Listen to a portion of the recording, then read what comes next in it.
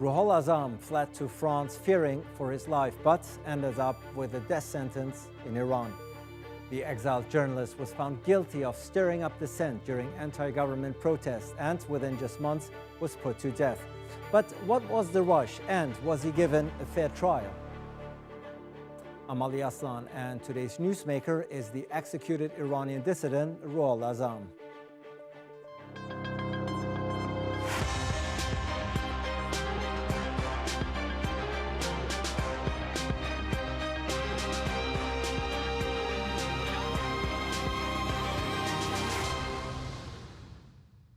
It's an ambiguous-sounding charge, but the consequences are deathly clear.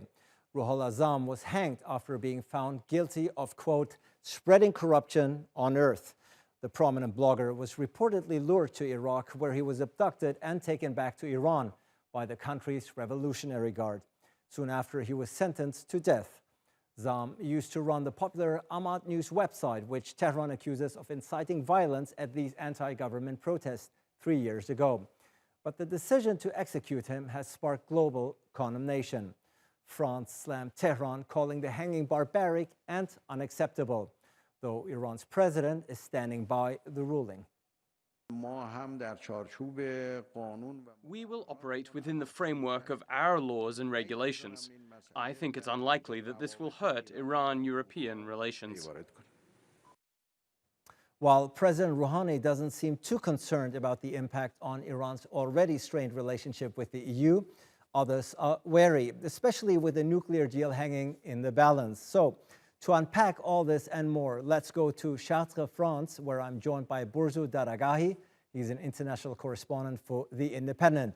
Seyed Mostafa Khoshcheshm is an Iranian affairs analyst. He joins us from Tehran. And in Washington, D.C. is Barbara Slavin. She's the director of the Future of Iran initiative at the Atlantic Council and the author of Bitter Friends, Bosom Enemies, Iran, the U.S., and the Twisted Path to Confrontation.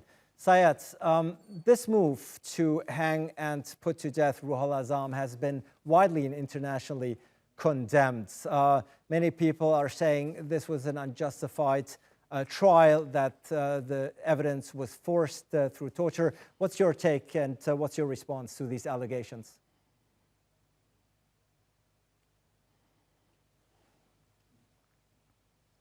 Hello, and thanks for having me. Well, to begin with, long before he was arrested and long before the interrogation, when he was in France, he was lured into contact a person who had fooled him to be an informant, and he pretended to be an informant.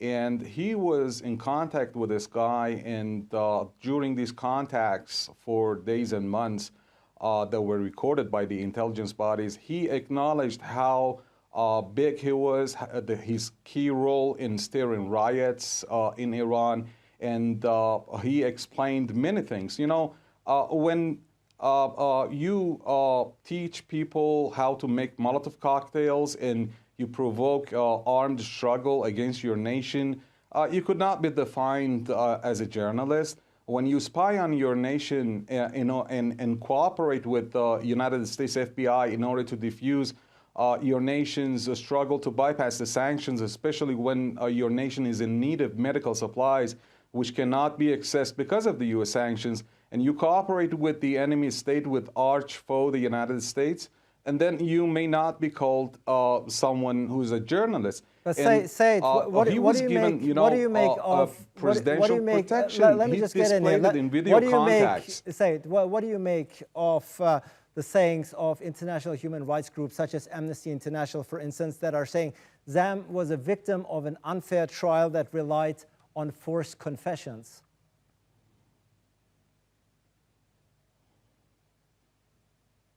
Well, the very first point is that where did they get their information? They do not, most of them do not have any kind of representative in Iran. They are fed by people who are on the payroll of the U.S. State Department, like Masih Ali-Nejad, that appeared on your TV show earlier, last year. These people do not have, straight access to proper information. When the Iranian president calls Zam a terrorist, it's not just the Iranian establishment, the president or the judiciary, but even the regime change guy in Washington, most opposition members, they didn't believe him to be a journalist by any standard. He cooperated, he acknowledged and confessed, long before he was arrested, that he cooperated with the NMS state. He has paid $500,000 to a guy to launch a missile attack on an IRGC base, and he had offered a couple of million for each round of such missile attacks on IRGC bases when he was in France. And during these video contacts, he displayed his bodyguard with armed, with a rifle, with the machine gun, and in a car, and he said that he was being given a presidential protection and bodyguards as he was in the car being taken from one side of Paris to another part with the headlights on. There is no basis when you take a look the part of human rights groups. Just one sentence to wrap it up, if you just let me. There seems to be a time delay between. If you just let me just go on with this sentence. So he has acknowledged to his crimes against Iran's security. He has done a lot, and he has proved before he was arrested in his contacts in front of camera. He has displayed that he has been a key figure for changing the regime change in Iran, and he was no shy of acknowledging and confessing and reiterating that so clearly you don't after subscribe. He was arrested in front of the cameras and before clearly he you don't was subscribe. arrested also. Let me try to France. get a word in here. So clearly you don't subscribe to the notion and the claim on the part of international human rights organizations who claim and speak of forced confessions. Borzou, what do you make of this trial and the capital punishment that has been given to the Ruhollah Zam?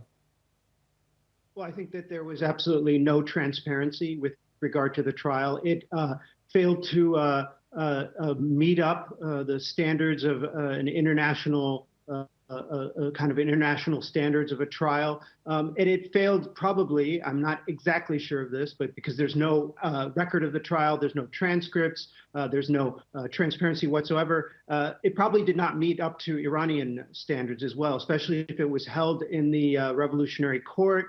These are forums typically where defense attorneys are not given access to the evidence on national security grounds.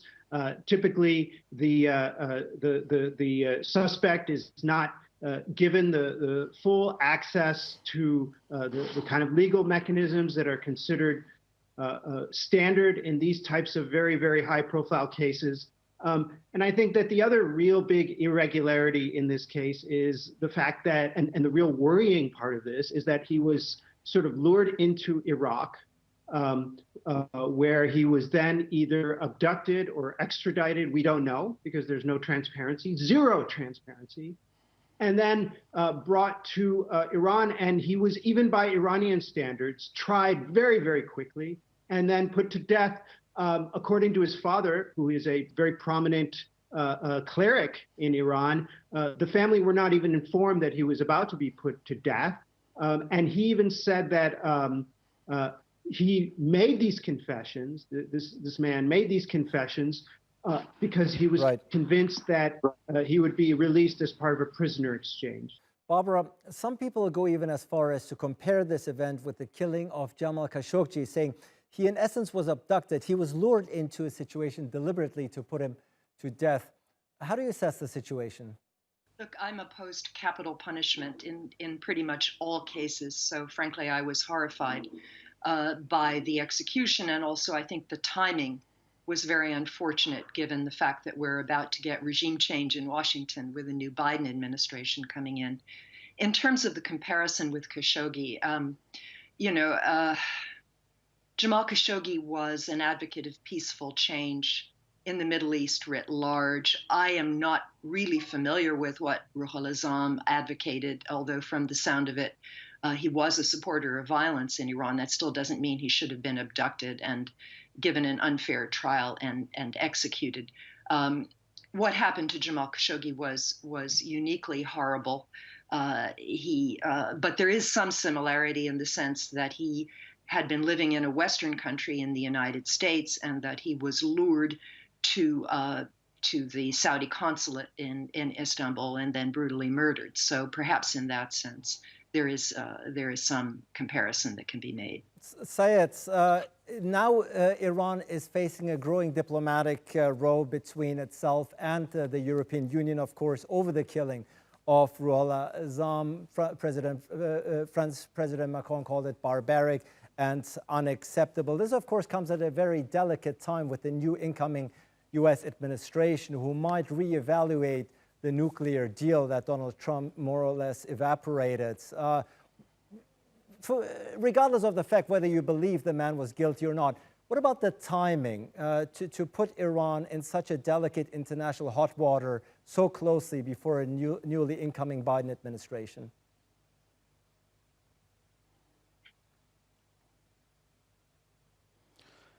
Well, first of all, let me point it out that Jamal Khashoggi's case was completely different. The man was butchered on a foreign land at a consulate. It was condemned by the global community, and he was not given a chance for a fair trial. This guy had his own trial, and he had access to a lawyer. His father, that Mr. Daragahi just mentioned, he thanked the IRGC for arresting his son. You know, this is a public statement. I mean, as soon as he was arrested, he thanked the IRGC for arresting his son. So he cannot be relied on much. Apparently, there is, much shock in, suffering for losing a son, and he has become sentimental. Otherwise, let's talk about the timing. Let's talk about the timing. The family had been informed that he was being given an execution. The timing, it doesn't matter what you do when the United States' strategy is maximum pressure, especially before Biden comes to office. They are raising pressures on Tehran in order to force Tehran to agree to Biden's conditions for renewed talks over a done JCPOA, a done nuclear deal that has been carried out. I mean, the commitments have been carried out by Iran, but the U.S. commitments are standing, and they've never done their part. Now they want to subdue Tehran. They assassinate Iranian scientists. They conduct sabotage attacks in order to pressure Tehran. They fly their B-52 bombers in order to pose a credible threat to Tehran. These are all pressures on Tehran in order to give up its quest for forcing the United States to get back to the JCPOA without any kind of negotiation and fulfill its undone promises of providing Tehran with economic merits of the deal. Even under Obama, they never did that. So if I understand you correctly... there is very, very clearly much pressure alongside threat to Tehran in order to force Tehran to agree to Biden's terms. So if I understand you correctly... And this is one of those chances the killing that they've received. I mean, Ruhollah Zam's execution. So you don't fear that the killing that has, of Zam that has sparked international outrage might sabotage the goodwill of an incoming U.S. administration. Borzou, we know that Ruhollah Zam ran an anti-government network on the messaging app Telegram. He had a little over 1 million followers. So he was influential, of course. I mean, he was influential in exposing the wrongdoings and corruption, perhaps, of the Iranian government officials. Certainly, there are the consequences that he faced. He knew of the risks. I mean, I don't think that he could have counted on the fact that he would be abducted in Iraq and bundled off to Iran. I think that was the extraordinary element of this case. And yeah, sure, I'm sure he knew of the risks. And not only did he know of the risks, but I actually don't believe the claim by the regime that, he was stirring up unrest, and that's why they had to arrest him and so on. There are many, many people on social media that were doing what he was doing, teaching people how to make Molotov cocktails. Seriously? I've never been a rioter. I know how to make a Molotov cocktail. I mean, that was the extent of his stirring up violence. It's a joke. What upset the regime about him was that he was, because of his connections to the Hodi, the people in the inner circle of power, he seemed to have access to documents, including one that he published on his Telegram page that showed that suggests that the IRGC was responsible for a cyber attack on Turkey in 2015 that caused power outages. And this was what really, I think, what upset the regime about Ruhollah Zam. He had access to information, just like Masoud Molavi, who was shot dead in the streets of Istanbul this year. It also under like just very, very bizarre circumstances. He too had access to certain documents, certain insiders within the regime, and he was leaking this information. And that's what probably got both of them into trouble with the regime. And yes, they knew the risks. They knew what the regime is capable of. He knew the risks, and yet he left the relative safety that he enjoyed in France. Barbara, this Biden administration has said from the get-go that we will strike a different tone, that we will place greater emphasis on human rights, and that they might be interested in reevaluating the nuclear deal, revitalizing it as a matter of fact. Do you think that with this move that has sparked international outrage and condemnation, that Iran has really shot itself in the foot here? Well, look, that remains to be seen. We have some weeks before the Biden administration comes in, and their announced policy is a desire to return to the original nuclear deal as negotiated under the Obama administration, but then to try to build on it. And I think that if Iran will agree to the concept of follow-on negotiations, that there is still a good possibility of a rapid return to compliance on both sides. That's certainly my hope. But incidents like this are very unfortunate, and they certainly don't help Iran's image in the West or in the United States. It was a shocking event. And do you think that this growing diplomatic row between the EU and Iran can go further, take on the form of greater waves? Or do you think that this is a killing and this is an incident that in the very fast news cycle that we live in will be fast forgotten? I don't think it will be forgotten. We've seen condemnations coming from France, from a number of countries in Europe. But the High Representative for Foreign Policy of the European Union, Joseph Borrell, put out a statement just the other day in which he said that it would not affect talks about returning to compliance with the JCPOA. So hopefully those talks can go on, and we expect the Europeans to play a bridging role until the Biden administration comes in on January the 20th. Seyed, Barbara is saying that this move certainly will harm and is a detriment to Iran's international image. Is that something that Tehran is taking into account when taking such decisions? Yeah, you know, the Iranian people revolted back in 1979 to be independent. They do respect other nations, but if it hadn't been for his execution, the Western nations would go for other means to pressure Tehran.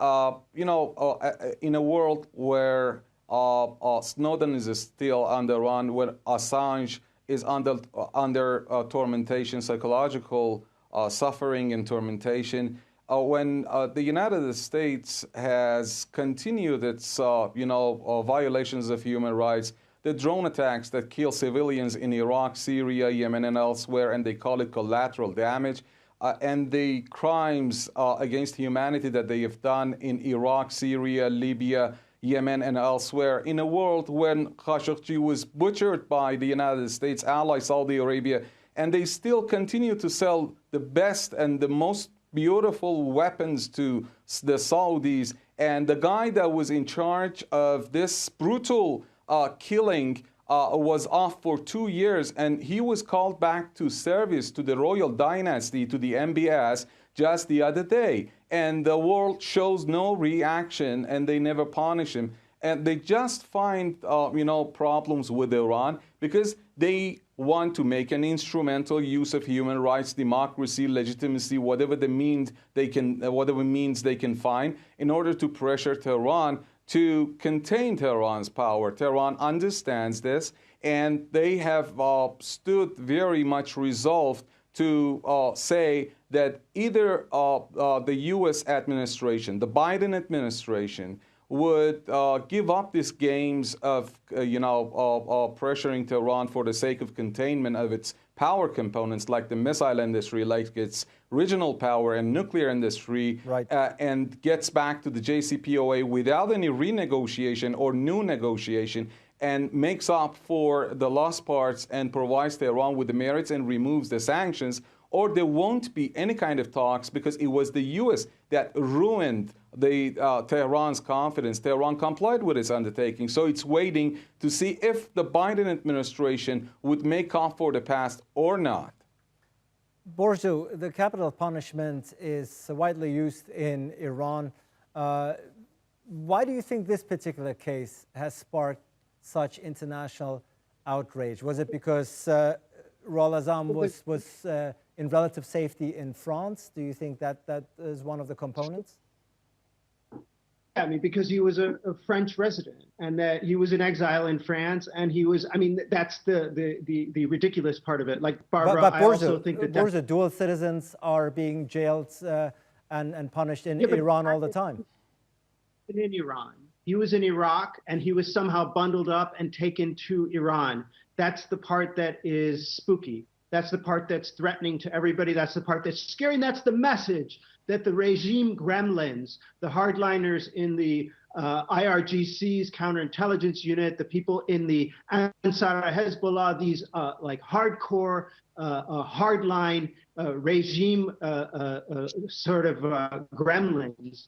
That's the message they want to send, is that you're not safe anywhere. So the next time a dissident journalist is in Iraq or Lebanon or Turkey, they will be terrified about what they write and what they say, for fear that the regime could bundle them up in a van and take them back to Iran. That's the message. Right. That's what they're trying to do. Barbara, you've said that this case will not be easily forgotten. This will be discussed and condemned for some time to come. What consequences do you think Iran will face, if any, in the next few weeks and months to come over this? Look, Iran wants sanctions lifted. It wants the United States to come back into the original JCPOA. Iran hopes that foreign businesses will come back to Iran, will invest, will trade. I think that the message this sends is that even if sanctions are lifted, even if the JCPOA returns, Iran will not be a prosperous and thriving country as long as there is so little respect for the rule of law, both inside Iran and outside. And this is a fact, and I think everyone knows it. But listening to Seyed, and you listen to his responses as well, Barbara, they think that at this particular point, it doesn't really matter. I mean, Iran has already been in the hot water for quite some time. It has been singled out. So is this going to make a difference on the ground, realistically speaking? Yeah, I'm afraid it will, because I think Iran needs the support of the diaspora community, much like communist China did when it opened to the West, 30, 40 years ago. And to instill fear in people, this is not the best way to get the sort of cooperation that Iran needs in order to prosper. I agree with your guest from Tehran that there is often a terrible double standard, and that Saudi Arabia has not been called to account, MBS has not been called to account sufficiently for the brutal murder of Jamal Khashoggi and for other human rights abuses that occur in Saudi Arabia. I don't think we should have double standards, whether it has to do with Saudi Arabia or the United States or Israel or any other country. But Iran wants to come out from sanctions. It wants to prosper. It wants its economy to do well. And that means it's going to have to be able to accept a certain level of dissent and opposition, both inside and outside the country. I don't think this kind of repression is going to allow for economic progress, let alone political progress. Well, we have to leave it at there. Seyed, Mostafa, Khoshcheshm, Borzou Daragahi, and Barbara Slavin, thank you so much for joining us and providing some backdrop and insights into the killing of Ruhollah Zam. Thank you out there for watching, and hope to see you again next time when we're back with a new edition of Newsmakers.